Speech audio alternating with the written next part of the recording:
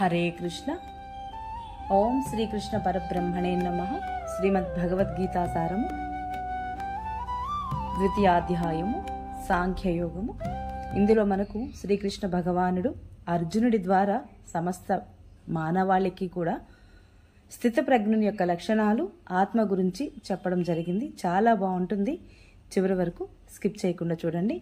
ఇంతవరకు ఎవరైతే మన ఛానల్ని సబ్స్క్రైబ్ చేయలేదో దయచేసి తప్పకుండా సబ్స్క్రైబ్ చేసి లైక్ చేయండి, షేర్ చేయండి. మీ అమూల్యమైన సలహాలను, సూచనలను కామెంట్ బాక్స్లో తెలియజేయండి. హరే కృష్ణ. ఇక మనం పారాయణలోనికి వెళ్ళిపోదాము.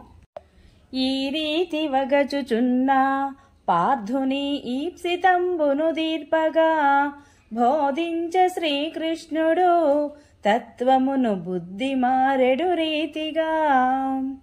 తాతదండ్రులు మిత్రులు యుద్ధమున తప్పకను చత్తురనుచు బాధ పొందెదవేలయ భావమున తత్వమును తెలియలేక. దేహమెప్పుడు నిల్వదు చావడు దేహిని కంబుగాను దేహి విడుచుచునుండును దేహముల జీర్ణ వస్త్రముల రీతి. వచ్చిపోవుచునుందురు జీవులు వాంఛలను తీర్చుకొనగా తత్వవిధులైన వారు దుఃఖమును పొందరి తత్వమెరిగి. బాల్యమును యవ్వనంబు జరయును వచ్చుచుండెడి రీతిగా వచ్చుచుండును దేహముల్ దేహికి వాంఛదీరకయున్నచో. వాంఛ చేతనే దేహముల్ దేహికి వచ్చుచుండును ఎప్పుడు వాంఛలే లేకున్నచో దేహముల్ వచ్చుటెట్టుల చెప్పుమా. మారుచుండును దేహముల్ ధరణిలో మారడెన్నడు జీవుడు అజ్ఞానవశము చేత ఎరుగరి సత్యమును ఆగ్లలిలోను. ఆత్మ చావదు చంపదు అయ్యాత్మ అంటకుండును సర్వమున్ అంతటను వెలుగొందును నిక్కముగా అవ్యయం బగుట వలన.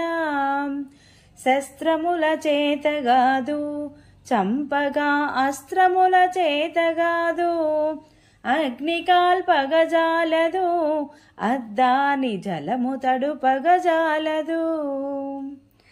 ఇంద్రియంబులు ఎరుగవు అద్దాని ఇంద్రుడును ఎరుగలేడు మనసు ఊహింపలేదు అయ్యాత్మ మర్మమెరుగగజాలదు.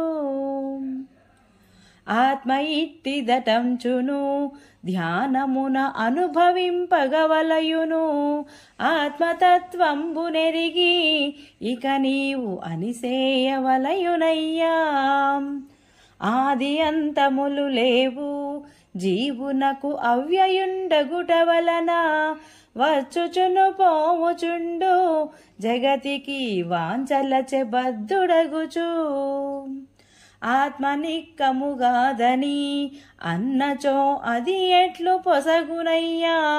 గిట్టుచుండెడు ప్రాణులు జగతిలో పుట్టు నిక్కంబుగాను. వచ్చిపోయెడు వారికి అర్జున వగచుటది న్యాయమౌనే.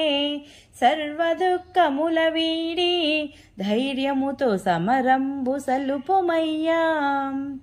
సుఖ దుఃఖములు ఎప్పుడు సమముగా జూచుచుండుము అర్జున. అట్టి భావంబుతోడా సమరమును ఆచరింపగవలయును. అట్టి భావంబుతోడా కర్మములు నాచరించెడు వారలు పుణ్యపాపముల వీడి పొందెదరు పరమ పదమును నిజముగా. సుఖ దుఃఖములు ఎప్పుడు సమముగా జూచుచుండుటే యోగమౌ. అట్టి యోగంబు పూని కర్మల ఆచరింపగవలయును. సుఖ దుఃఖముల రెండును కర్మకు ఫలములై చూపట్టును. అట్టి ఫలముల గోరక బంధులెప్పుడు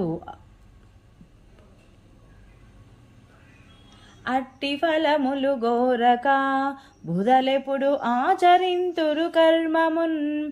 కర్మ ఫలముల గోరిన జీవునకు కష్టములు తప్పవెప్పుడు. కర్మమే గద జన్మకు జగతిలో కారణం బైయుండును.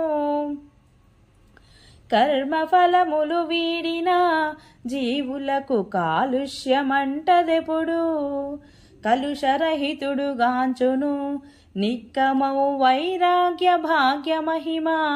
ప్రజ్ఞ స్థిరమైన వాడు ఎట్టులా పల్కుచుందునో చెప్పుమా.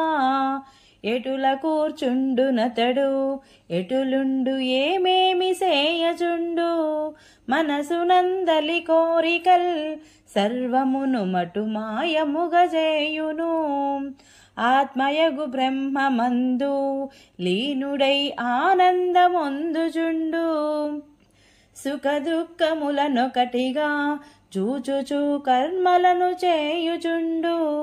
వీడియుండును రాగమున్ ద్వేషమున్ వీడియుండును భయమును. విషయ సుఖముల నొల్లక ఎప్పుడు విషము వలె భావించుచు. కూర్మంబు నడుపునట్లు కూర్మితో తన ఇంద్రియముల నడుపు.